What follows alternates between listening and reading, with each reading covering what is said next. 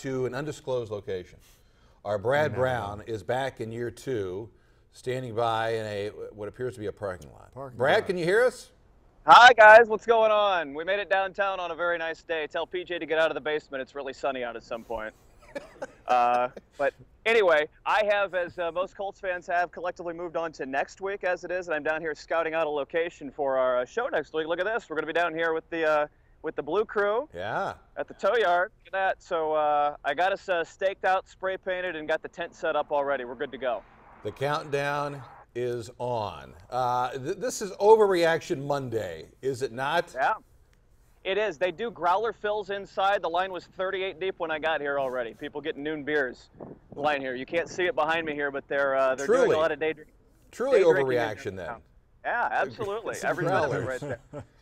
Oh, you know, it'll last till next Monday if you fill it up a gallon at a time. How much is a growler fill there? Just out of curiosity. I think if you bring your own the refill, I think it was $7 for a house beer. $7 for a house beer. Now, can you just bring like an old gallon jug, like a milk jug, or you have to have something like more formal than that? I think it needs to be at least something of a glass variety. Don't just show up down here with your empty 2% from Fresh Market and hope for the best. Well, that means I'm out. Maybe then. though.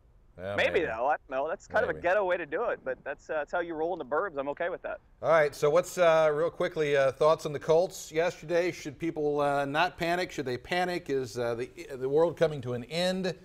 Should we all be Bears fans? What the hell's going on here? By the way, I think there's a Bears flag up on the building over there. On this, I don't know if you can see it up above right there. There's a big Bears. Jay Cutler Bears fans flag over there. Yeah, I don't have any idea. Don't panic. Maybe a little. It's one of those things. If it's just one game, I think Mr. Irsay and I think Mr. Coach Pagano also said the same thing yesterday. One game won't define us, but if one turns into 2 or 3 and this becomes a trend, then it's going to get weird at some point. I think Sorge mentioned early on that swing at the end of the second quarter and into the third quarter, the missed field goal, the touchdown that made it 24-0. That's a 17-point swing that goes from 10-3 to 24-0. I thought that was a big stretch there, that if the Colts somewhere in there get some points or get a stop and kind of keep that margin within 1 or 2 scores, the whole thing stays a little bit closer. So, you know, the team just didn't have any pop yesterday. It didn't have any punch. They looked out of it kind of from the start. A lot of talk about being soft. Do you buy into that at all? I really don't. Many people wonder what does that mean in football to be soft. But I mean, you don't buy it. I don't, because you looked. When you're talking about soft, you're mostly talking about the defensive side of the ball, right? You're talking about tackling. You're talking about getting after the offense, and I thought we got after them well for a quarter and a half, and then I thought the offense didn't really help the defense. They kept them on the field a long time. They weren't really sustaining any drives.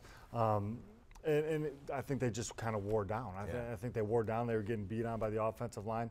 It's a tough offense to really kind of control. You know, they're doing a lot of edge stuff. You got to worry about a rushing quarterback. So you're not really firing after him like you will be against Ryan Fitzpatrick and the New York Jets. But I won't buy into the soft thing. You know, if we're soft, the whole NFL is soft for not hitting for the whole entire offseason. So I won't buy into that. PJ, you got anything for Brad? Give me a growler. Blondale would be great. You know, Done. Thank you. Appreciate it. He needs a blonde. My spittoon would probably be good. I can run that up. Yeah, all he doesn't have a growler. He's got a spittoon. Can he take that to the tow yard?